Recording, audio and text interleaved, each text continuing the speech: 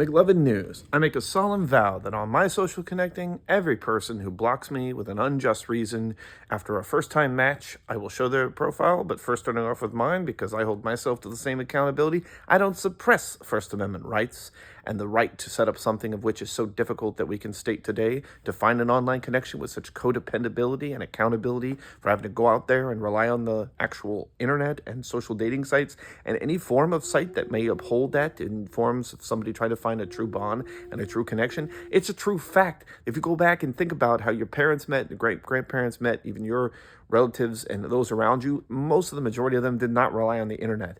Now, today, that's our everyday life. That's what we're codepending on. And what future do we leave our children when we're only focused on the politics and the religion, bigotry, and the division?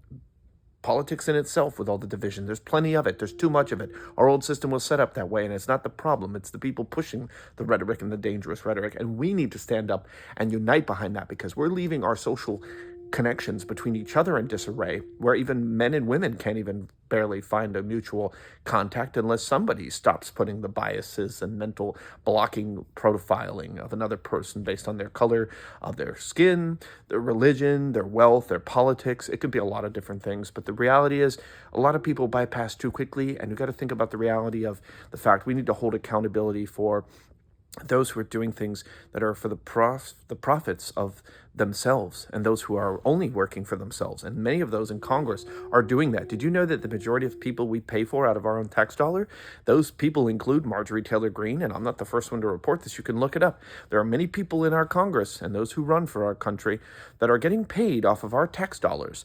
Now, the question is, okay, great, but are they doing anything with those tax dollars to serve us?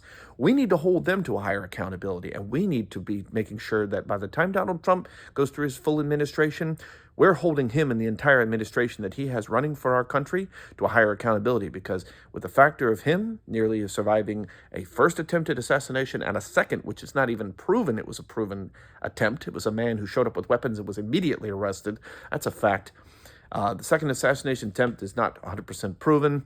There was no proven guarantee there, and I'm stating that for my own record because if Donald Trump truly is somebody who is so worried about the factors of his own life and talking about being changed, you think he's going to do something about the gun violence in this country now, once and for all? I think he should.